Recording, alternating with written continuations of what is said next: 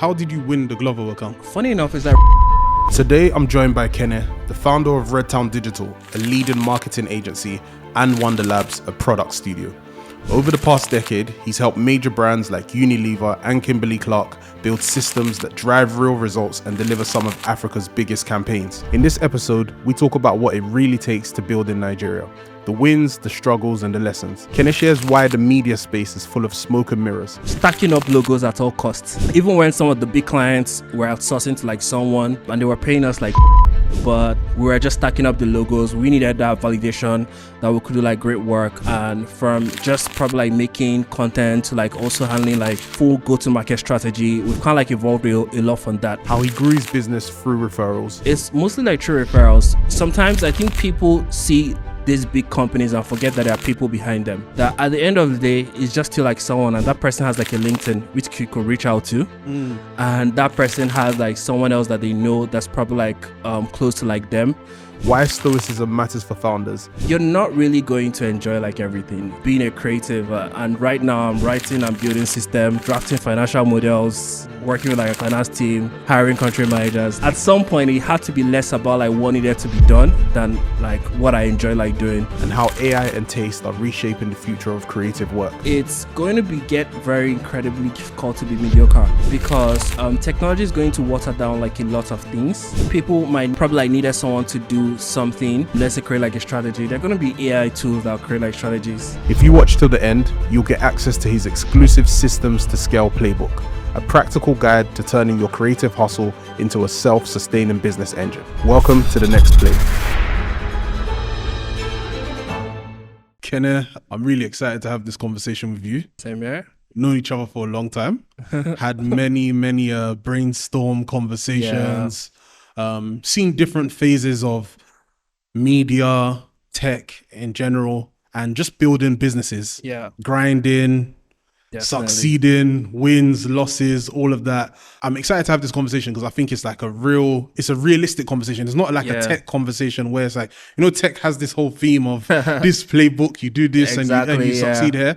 Whereas you have a real experience of building real businesses that have a real impact in Nigeria, and even beyond as well, across West Africa. So to jump in, how did you get started in media with RT? Was RT your first business? I would say it's probably, first of all, it's like really great to be here and actually like just seeing you once again.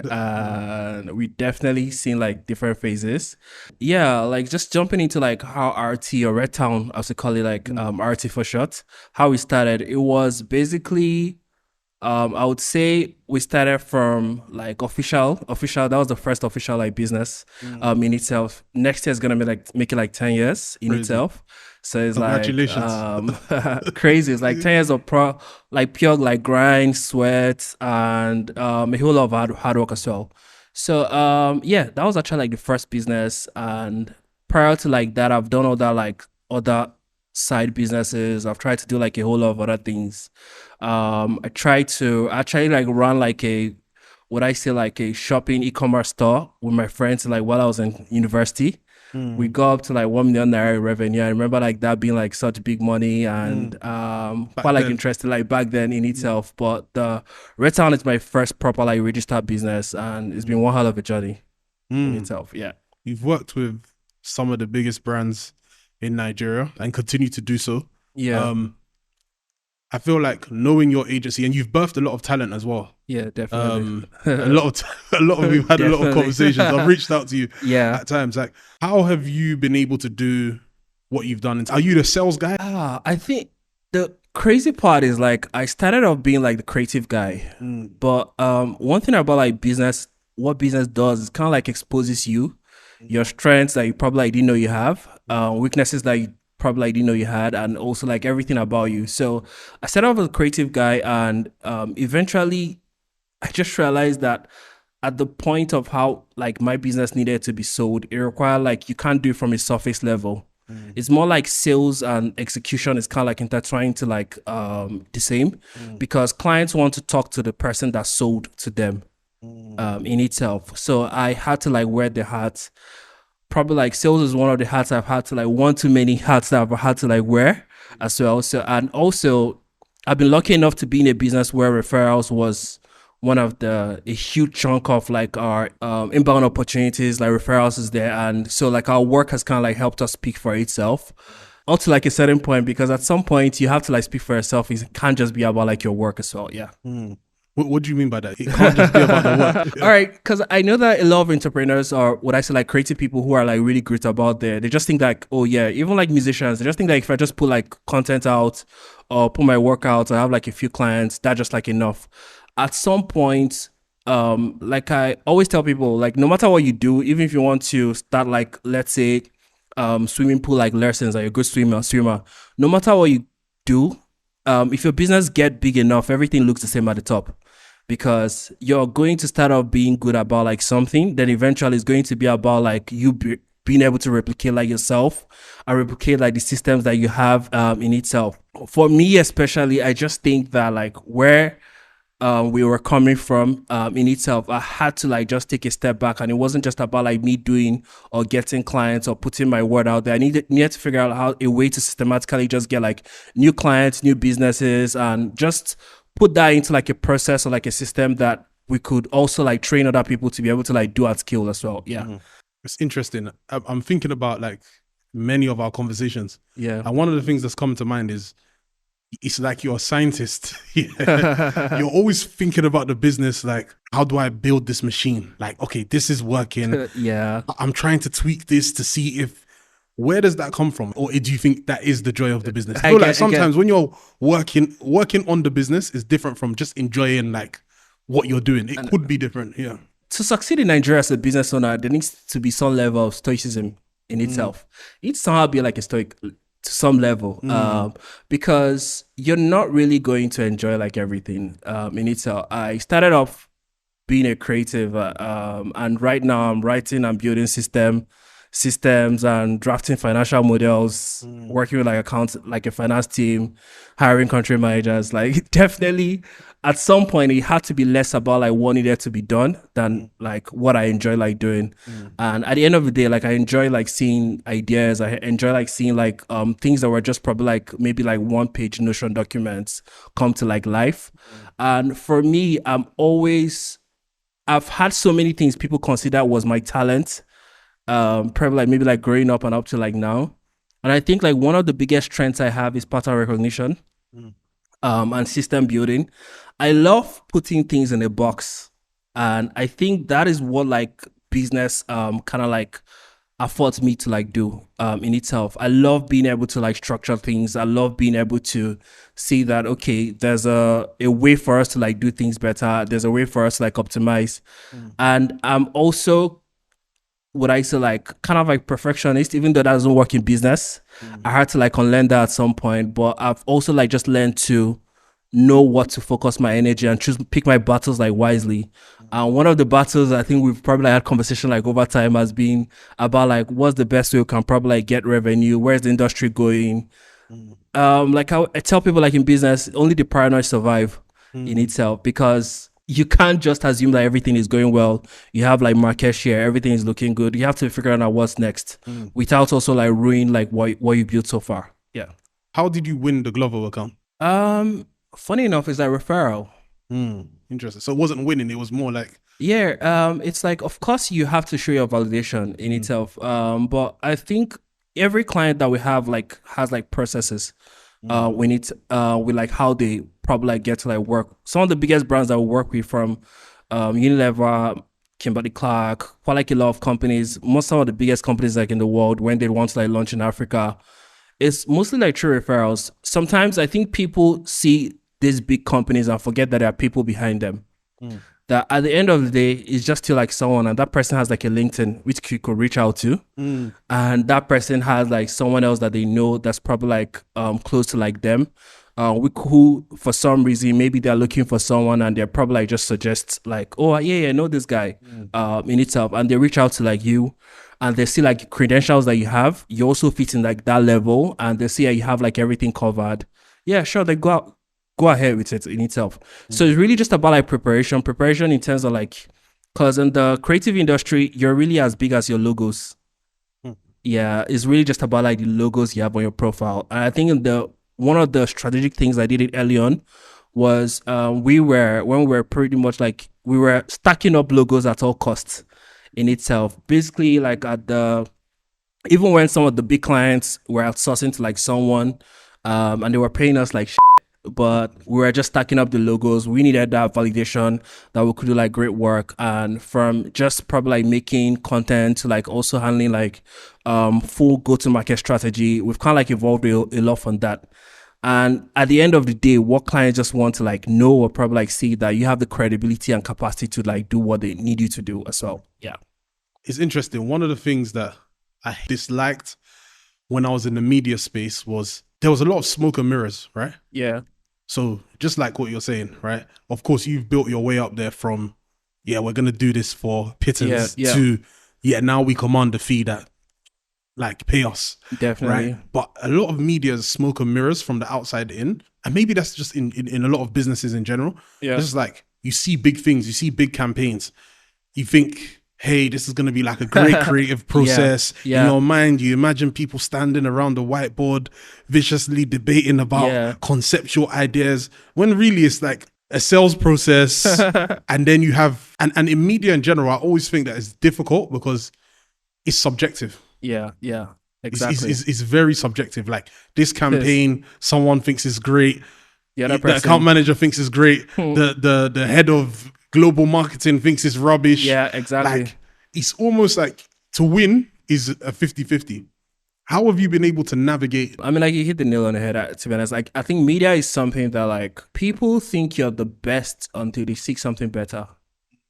And I think consistently we just always try to be like something better. And I think like every other thing else, like in tech, to be honest, like on the outside, it looks like you're just going to build a product. Then you realize that, yeah, building a product is the first part. Getting users, finding raising capital if you have to like go through like that route, and also like just maintaining the product is a whole lot of hassle. Like everything else on the outside on the media space, like before I got into it, I thought it was just going to be like an idea fest. But then again, you realize that you have to deal with like relationships, you have to deal with like managing your team, you have to deal with like at some point where your team probably like, don't get like the right context, you have to deal with like would I say like bad clients as well. And there's always more. Everything looks fine on the surface until you probably like go inside and just see like what's wrong. So when it comes down to like referrals, I think like most clients look at us, and what they also, one thing has always been like a philosophy for me, that I don't really see them as clients. Most of the agencies call their people who talk to the clients like account managers. Yeah, we call it client partners. And that's probably like intentional, because I believe that my job is not just to have like shiny presentation for the clients. I'm more like, our job is to basically solve the client problem. I'm always telling like most of the brand managers that I work with, and that we also work with like RT, that like our job, or what we know, is to get them like the next promotion in itself. Because, and how do you get them the next promotion? By doing things that also get them the results and also like help them internally to like win. And what would that mean? Just doing like great work. I think one thing that's also helped is like being like a breath of like fresh air. Because in an industry where I would say like not really a lot of, would I say like creative companies doing like a lot of amazing work.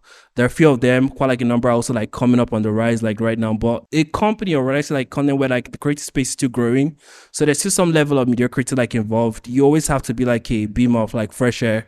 And I think that that's one of the reasons why like a lot of clients have chosen to like work with us over like quite like a number of other companies, is that they say, you guys we have like the full picture. We also like a fresh of like bread air. We understand not just like how the industry is, but we also can use that context to innovate and bring in something that they've probably like never seen before. And once you realize that what you're selling in the creative space is not really just like, you're selling people and also like people's time. You're not selling like your design, you're not selling your strategy, you're selling like the people's time behind and everything. And break that down. Break that down. Yeah, in the creative space, like anyone can hire like a bunch of like creative people and say they're starting up like an agency.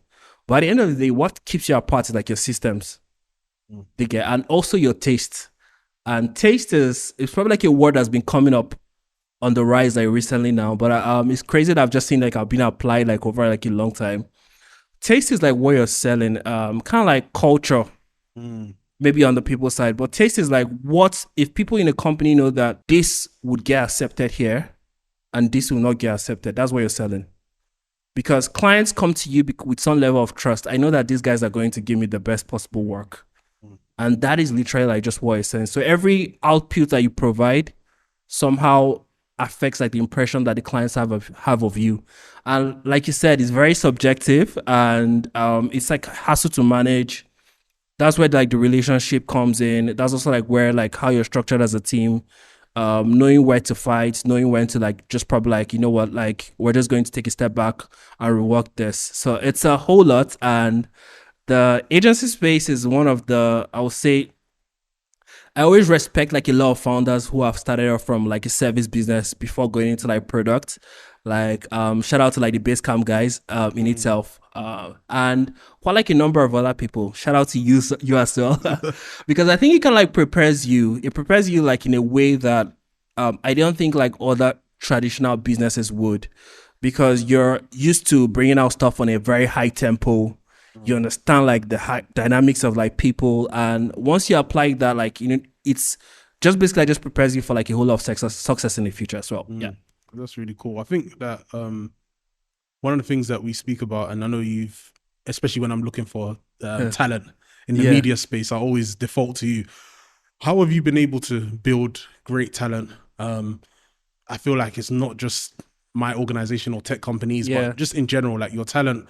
The talent that you've had in your company have grown. They've grown with you. Yeah. Some of them have gone on to work at other agencies or work in tech companies. And what do you do that builds these people and makes them great? I think it's really just hiring. Like I think there are like a lot of A players in Nigeria, like more than people realize, but somehow they lose like their confidence over time, because typically like the values that an A player requires like thrive sometimes might be sabotaged in like other companies. There are other companies that you might come in and try to change a lot. They'll be like, yeah, you're doing too much. My aim is to make sure that we're not one of those companies in itself. And I think there are like a lot of young, brilliant people that I come across like over time. And I mostly, one of our hiring philosophy has always been like hire people who have tried to start something before. Interesting. In itself, because I think the courage and the amount of effort to take to like start something, even if it's just like a fashion brand or they're selling perfumes or selling stuff, the fact that they've been able to like start something, manage it, and we see the level, how serious they took whatever they started, shows and tell like that person's character. Because I think in the world where we're going now, even like with like AI, the playing ground is going to be leveled. One of the biggest differentiators is going to be like people that have like agency and also like people that have like some level of taste in itself. So once we spot like anyone who has like some level of agency and also like taste at a very young age, we just find a way to just probably like get them. And a lot of other companies are always looking at the, would I say like the experience? Not like those things don't matter for like this higher role, but finding people like agency and taste at a very young age is like a hack that I see that would make sure you always have like good talent on the pipeline for years to come. I like that. People who have built something before, or at least tried. Because exactly. courage is a massive thing. Like having the courage to try is really important. Yeah. In terms of Redtown, like there are a lot of agencies in Nigeria. There are a lot of agencies in Nigeria. Definitely, there are a whole lot. There's a whole lot of agencies in Nigeria. I mean, I didn't know how many there were until like I really got into it and I was building in that space. There's some good ones as well. There's some really good ones. How do you guys compete against global ones? Honestly, by looking at just focusing our attention mostly on the global ones. There are a lot of amazing companies, a lot of amazing agencies in Nigeria. And I think like for us, we're always like to say that we never really called ourselves an agency. We probably like, right now we call ourselves like a marketing transformation company, because it's not, the typical agency is just like getting a brief and solving the creative brief. But for us, we're solving like business problems for these clients, not just in terms of like delivering like marketing results. We're actually like building marketing systems for them and also providing them with like systems and processes, just basically revamping the entire marketing teams. And I think like once people say in Nigeria who know like good thing, once people see that you're good and they also see like they can't really get the same kind of like value like elsewhere, they always want to like hold on to you. And the moment there will always be briefs will go out. Clients might not have campaigns they want to run, but they will always have problems that need to be solved. That problems could be how they can structure things better and how they can probably like, use a new technology to solve like a bigger problem, innovation, and quite like a number of like that. It's something that we kind of like grown to be able to solve for like them, and we have like so many use cases for like that. And it's pretty interesting just seeing that like how where we're evolving now, and just seeing that most of our clients refer to us as partners. And I think that's like a key, like a win, and something that we're looking for to even like scale like even further. So that is like our secret sauce. Of course, I can't go into like the more detail. It's about like the proper secret sauce, but on a surface level, I think that's the idea of like how we differentiate ourselves. Yeah. It's interesting because again, you gave me the scientist vibes again, and I feel like, well, I'm sure that that's actually, funnily enough, if I'm going deeper on our relationship, that's how we connected. Exactly. I feel we've both been in the media space, but trying to systemize it. Like, I can remember like building out my agency and just thinking, I meet a lot of people that don't think in systems. Exactly. Like everything is like, they don't think about how do we systemize this. In Nigeria, it's also one of the reasons why like it's one of the hardest roles to fill up in Nigeria is operational talent. Because not a lot of system thinkers in Nigeria. They get like, I've been lucky enough to come across like a few, and I'm lucky to have some of them on the team.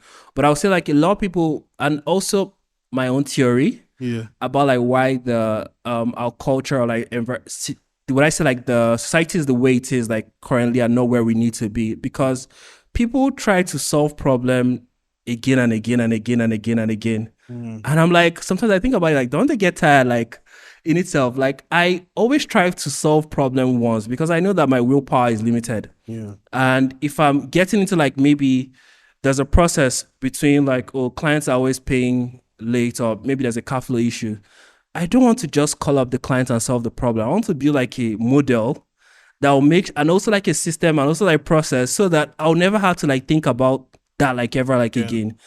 And I think that the more we can encourage like system thinking, the better, because, and in, like I said, the media space, there are not a lot of like system people are thinking. There are a lot of creative people, but having the balance of being a creative and also like a system thinker, which I think they are correlated though, but just have like various expressions of it like that, is like such a winning source like in this industry.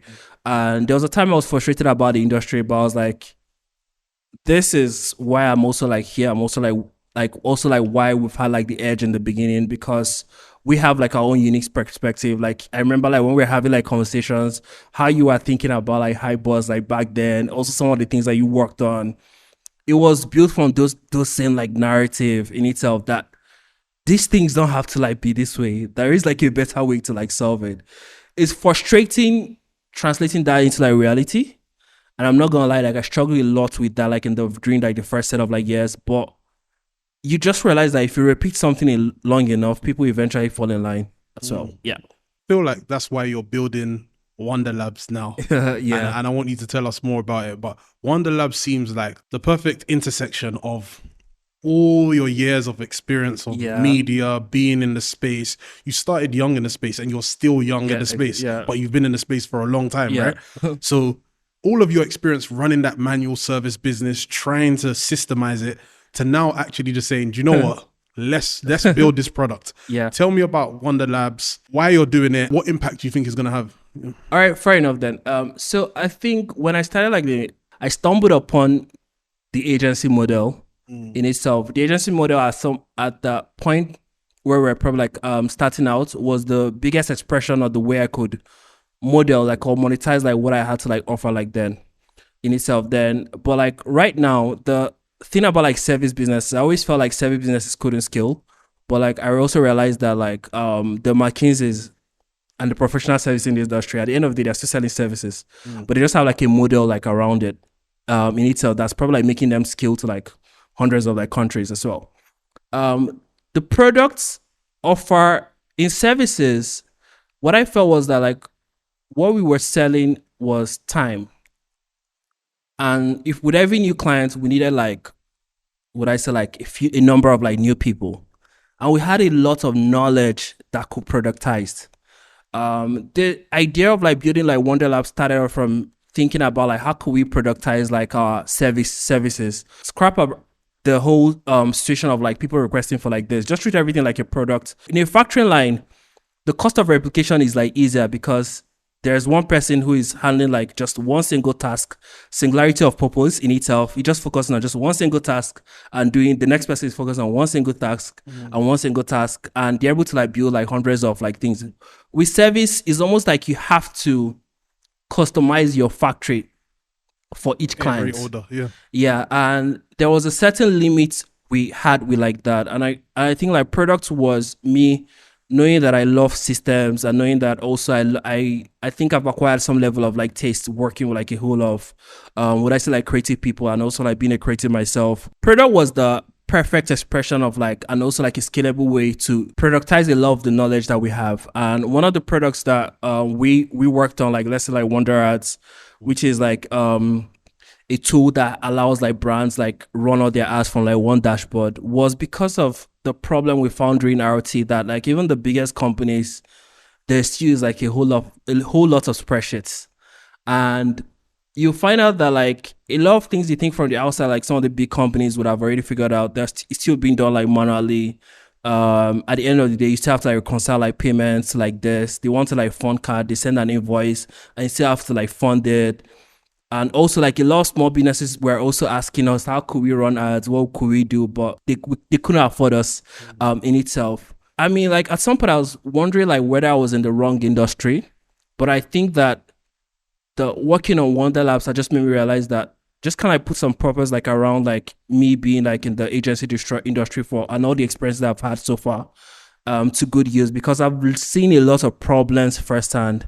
And also, if you're someone who always thinking like systems and you see like problems, you're always going to think about like, what's this best like system to build to use and solve these problems in itself. And I've also somehow been technical, working on what I say like RT. There was the first augmented reality campaign in Nigeria, which ran for like a brand. The developers were having issues and I had to like pick up, literally like use Stack Overflow. Start writing code for like around like 2 weeks. It was a very, very interesting moment because I got it to like work. We got to like scale up to like 10,000 people who use probably like run like we use for like the campaign. And ever since then, I just didn't stop. I've just been like probably like trying to like grow what I say some of this on the side. I think like Wonder Labs is like where everything like comes together. And what we're trying to like do is just build what I say like consumer intelligence like products for Africa. Consumer intelligence and also like marketing products in itself. And what we're looking for to do is just help brands and simplify, take all the knowledge we have. We're lucky to also be doing it at the right time where AI is also like growing. And we're also at the front of like a lot of the new technology that's coming up, is help bring that to like the public, bring that to the brands that we work with, bring that to like the people. We've seen it identify like a whole lot of need and we're excited and hoping to just fully take advantage of that. Yeah. It's interesting because I think in Nigeria, one of the things I think about in the media space here and in Africa in general is adoption of these tech tools, right? Like, so when I look at other markets that I've worked in and that I've built businesses in, like if you maybe, let's say America, in LA or Miami, the center of media, or New York, you're going to have businesses ready to adopt the technology. The question is, does the technology work? Right? So if the technology works and solves a problem, fantastic. Adoption is not going to be a problem. Exactly. I think about Africa and I think adoption is a whole nother ball game altogether, right? So yes, we have the product, but do people actually want to do it, or do they need another client manager to come and onboard them, set them up and use the product for them? Which maybe is a better model, but it kind of defeats the purpose. But this is just me thinking from the outside in. Yeah. How are you solving that problem? Yeah, it is definitely like a problem. And I think like in Africa, what I say like just probably like emerging markets, like people call it. The problem people don't really adopt technology. They just want their problem solved. If someone is not going to get like a new technology, like say like an FMCG brand trying to like manage all their sales agents, they're not going to just, oh, can I just automate this?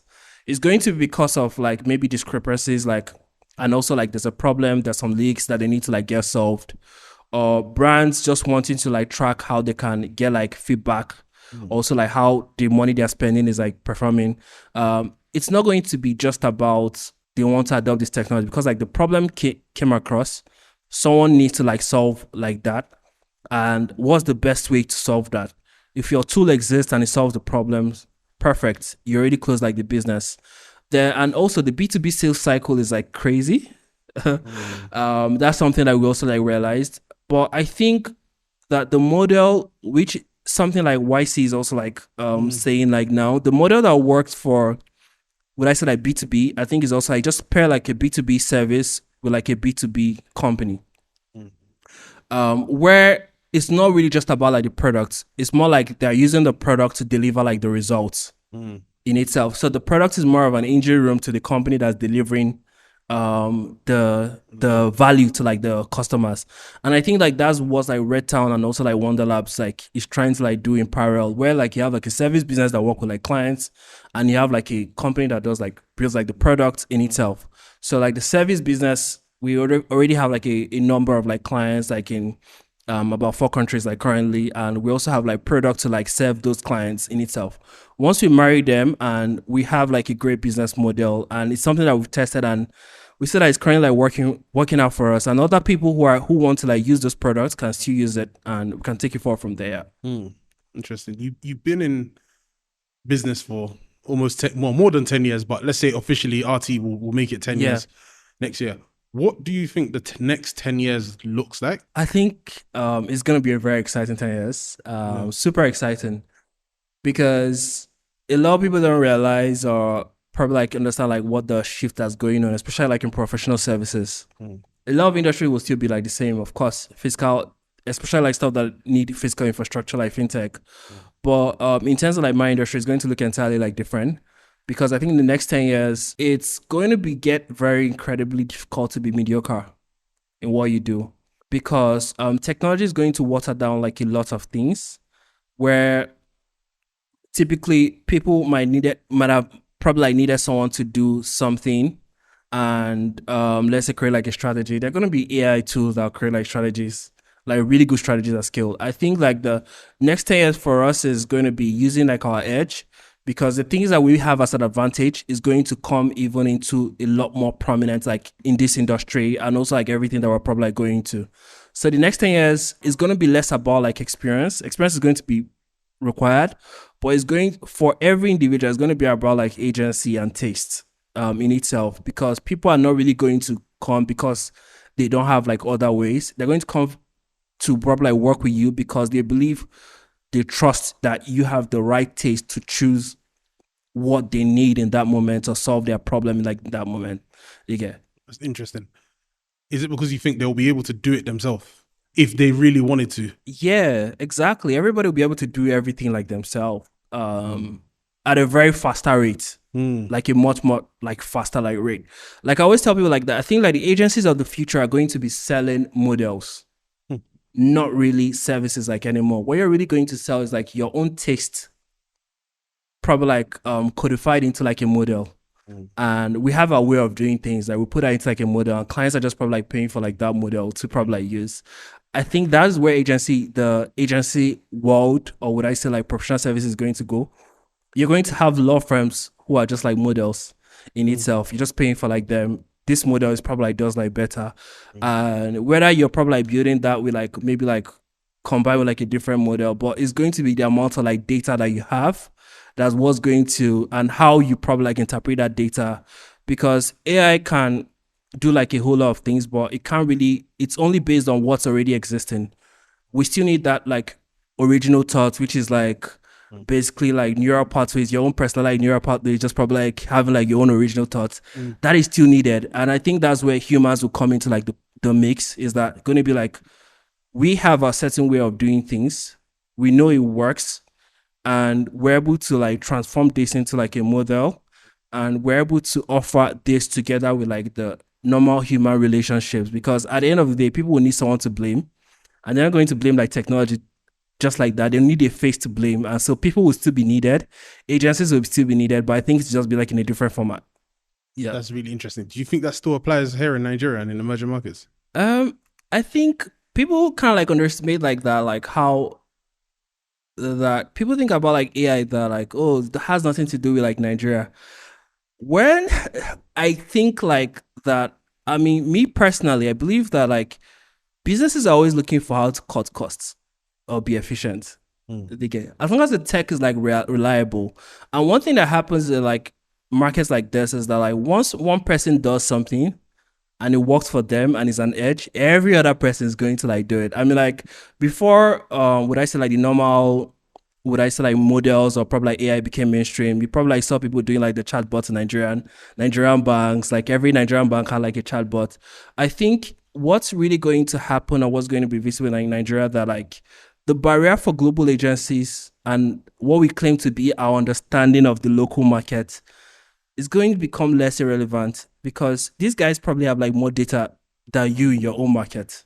They get what they probably like need is going to be like execution. I think like it's probably like why I think like it's going to be even like a lot more like necessary. I'm a firm believer that AI can actually solve like a lot of problems in the society, but that's probably a conversation for another day. Yeah.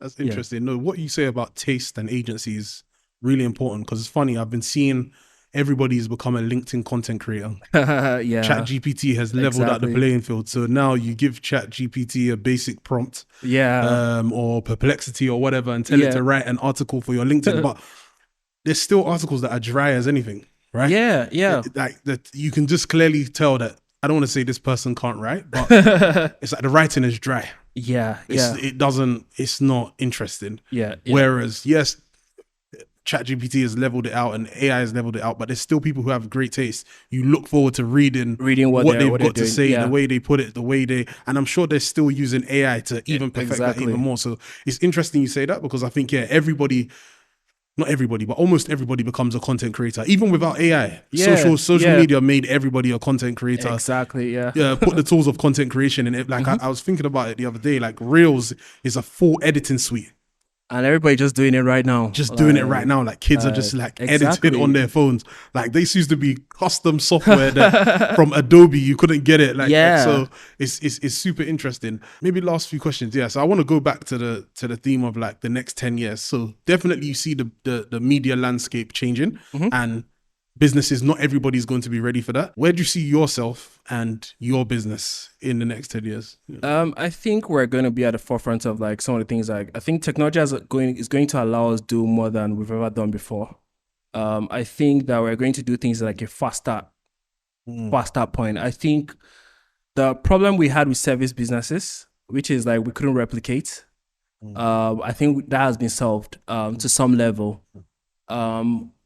We're going to move faster and we're hoping for, would I say like competitors to probably like not believe the hype and do what they're currently like doing. For us, especially, it's gonna be like a lot of experiments, which is like where the agency comes. The agency is there for like the traditional business model, while like the product service, we're running like a lot of experiments. We're living a time where it's cheaper to build, like more than ever before. You can have MVPs in probably like a week. If you're not in fintech though. Yeah, but you could have like a lot done in like a very, very shorter like time. It's only just about like agency. And I think that this is I probably like keep sounding like a crazy person to like my friends, but I try to like get everyone like that. This is one of the worst times to ever have like, would I say like a sunk cost fallacy? Like over like this is the time to probably like just move faster because the landscape is changing like really fast.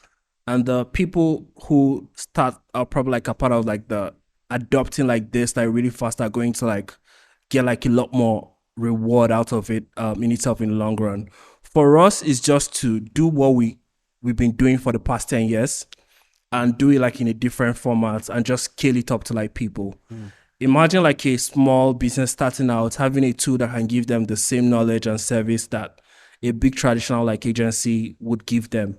That would probably like be amazing for like them and also like in actionable steps. That is just what we're trying to like do to be able to replicate what we've done so far using like new technology and also like just do it at scale as well. Interesting. And a question I didn't ask that I should have asked. We're gonna get it in there. What has been your biggest challenge in building? What's been the biggest thing that has been your biggest challenge? Yeah, man, people, because especially like when you're young, sometimes I mean like I didn't really have a long enough working experience in itself. And I get why people's probably like say you should work for a period before probably like getting into like business. It's not really because maybe you know might not have like the best ideas, but I've had to like learn through like a very long way in itself, just in terms of like just dealing with like managing like people, implementing. You can have one thing in your head and it's another to probably like translate that to like reality. And working with like people, you have to like constantly look for the best way to get that. And leadership would expose all your flaws and just bring it to your face Ruthlessly. yeah, you might probably like think like you're a very calm guy, and when you get to, like your role in entrepreneurship, when the pressure and is like she's like still like in itself, you realize that yeah, I'm not as calm as I thought I was. So they get like you just be like, yeah, yeah, definitely. There are more things about me that I haven't learned. That I probably like this is also like learning. But you know how like there's this graph which goes which is kind of like a meme. Let's say like you're chill at the start, then when you get to like maybe like in the middle, you're probably like raging and going crazy. Then years down the line, when you've gathered enough experience, you're back to like being chill.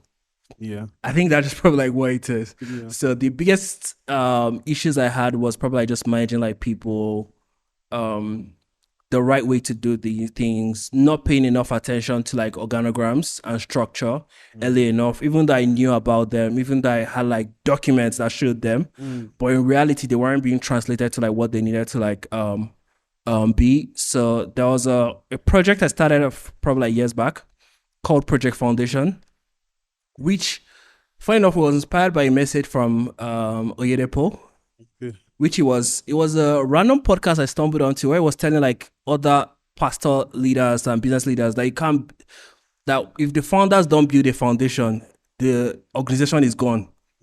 That if there's no good foundation, if there's no great foundation at the start, that your organization is like gone. And I just thought about it that like you can't outsource the foundation of a company at the end of the day. And I had to just go back and do all those things that I felt like were boring. I didn't want to like do, putting documents, structuring every single type of meeting that we had, reviewing like employee life cycles from when they are being onboarded to like when how they are being exited. And you find out that most of the piece or structure that you're looking for lies like in the work that you're avoiding most of the times in companies. And it's boring work, it's annoying work, but it's probably like most likely what will set you free. And systems, people, mostly everything is just tied down to like people, and that has been like most of the challenges I had growing. It's interesting because maybe a couple of years ago I was thinking a lot about, is it me or is it the people? I think as founders you can get frustrated, right? Yeah. You get frustrated at certain things you see in your organization or certain things that you can and cannot do or whatever the case may be. And I start to think, is it me? Is it just me? Like how much impact? And it can be empowering and it can be concerning as well. So if you feel like, hey, like founders have an outsized impact on their business. Like really, I could probably cut this down to like me and an assistant and I could run it. In my space, I couldn't. Right. In media, maybe with AI, but you still need a heck lot of people. You still need people. You're always going to need people. How much of the impact that you have comes from you versus your team? I think at the beginning it's more about you. As you grow, it has to be less about you. I don't think you can grow like a business without like having or making it about like yourself. Because I think like a lot of businesses around, they're like a business and there's like being an independent contractor. It's different from being an entrepreneur. Entrepreneur is about like just replacing yourself as the business grows. You always have an impact at the beginning where you're probably like wearing so many hats, and which is great, so you can get like all the context that you need to like get. But over time, it's really just going to be about like you having the ability to pick the right people and give them what they need to succeed and realign them when they're feeling stuck. I think it just boils down to like these things, because the progress a team makes is somehow proportional to the amount of clarity they have. And in a business, the person responsible for clarity is you as the leader. I think you wear that hat and it's always going to be like about like you. So every problem, whether it's probably like their fault or anybody's fault, there's no place to like run in itself. It's just going to be about like you. So, because what I think about is momentum businesses. There's businesses that are built that they're running on momentum. You can put anybody there today. It's unlikely they're going to burn the business to the ground, even if they don't grow it exponentially. your business gets to a point where you've built so much momentum, or the early people have built so much momentum, that it doesn't really matter what anybody does. Exactly. And that is also like one thing that people should pay attention to, like when hiring. At the point, if you're at 0, you can't hire someone who's good at probably like taking stuff from like 10 to like 20. You get, some people are used to corporate environments where structures are already been provided. A lot of work has been done, foundational work has been done. And momentum is something that, like, as a business, you just have to protect your momentum. Like, no matter what you do, because it's going to take you years to get it back. If you lose momentum in business, it's going to take like a very long time to gain it back. So no matter what you do, you probably just have to like protect like your momentum. And not a lot of businesses come back from failed momentum in itself. And it's always a cycle. Nobody has like momentum forever. That's something I've just come to realize. And which is why, like I said earlier, you just have to like be super paranoid and just be looking at, okay, what's something I'm probably like maybe like not seeing. If you're lucky enough to have like a team, which I think I'm glad that probably we got into like that place like now, a team that understands like the vision, they've been part of you, they've seen you guys like go through like different waves, and they also like know how to solve each kind of like problem when it comes. Like, that's actually like the winning sauce. Like, just it gets easier after you've probably like gone through like a lot. So yeah. Interesting. Yeah. So I'd like to ask 2 questions. What do you need help with? What can you help people with? Oh, fair enough. Right now it's where help, in terms of like help that we're looking for right now, it's we're going into like new territories that we've probably like haven't been before. With like a couple of expansions in itself, striking partnerships that we haven't handled at scale. So it's even more about like a situation where, for me, I'm even looking to connect with like a lot more other founders, would I say like investors, just understand like the context of like people who have solved these problems before. I don't. What regions? What region? What regions? Especially like in Africa, and also like basically like in Africa, and also like in itself. I think the more I probably like just understand like more of the problems. I've been kind of like a very behind the scenes guy. I know at this point I probably would have to be out there, like probably like meeting like a whole of. I have a lot of amazing founder friends, and in this era that we're looking for, we just want to connect with like a lot of other people, entrepreneurs within Africa who are also like in the media and also like tech or B2B, like what is like business, and just understand like how they've been able to solve some of the problems which we believe that we're most likely going to encounter like now. Also, basically, it's like a network of advisors. We're putting up like our advisory board. We're also like looking forward to like just have like a couple of people like on there. That is where what we believe is the foundation for this stage that we're entering. And I'm looking forward to just connecting and probably like reaching out to like a lot more people, just understanding how they did things, how they probably like solved this problem, in terms of like funding, like everything that they probably like did as well. Yeah. Awesome. And what can you help people with? Yeah, I'm looking forward to helping people who would, I'd say, have like an insane level of agency and believe they are somehow like, everybody don't understand. Like, people are so obsessed about like what they do, but haven't found how to monetize that. I'm looking forward to helping them figure it out. I'm looking forward to even at some point even providing funding on a smaller scale, obviously, for that, and just help people, because I think that quite like a lot of people like in Nigeria, or would I say like, yeah, in Africa generally, like a lot of people have like great talents, great ideas, but then life happens. They're not able to like build on that momentum, because momentum, like you say, in business also applies to like people. If someone is probably like, let's say, a good musician, they got their first hit record, they're on the wave, and they're not able to capitalize on that success, it's always very hard for them to come back. And we have like countless number of that. I don't want to beef anybody, but I'm hoping to like just probably like meet like a whole lot more people, help a lot more businesses who are also looking for how to structure their business. I'm always ready for like a conversation about like how you can solve like problems, because I think like a lot of times in Nigeria, most of the problems we think are people problem are also like system problems. And I would love to have people just recognize that and also give them access to like tools to do that skill as well. Yeah. Awesome. Well, Kene, thank you so much for Thank you. coming on the podcast. Yeah. Been amazing speaking to you as usual. Yeah. Looking forward to seeing Wonder Labs grow. Yeah. Redtown, obviously, you're doing your thing. Yeah. And I think your story is inspirational for a lot of people, mainly because being in business for 10 years in this terrain, being able to survive, being able to thrive, and now looking to the next decade. Yeah. I think it's an amazing story.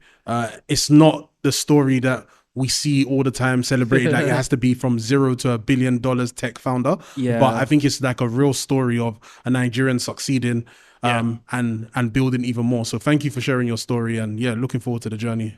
Thank you so much. Glad being here. Really, really great having being here.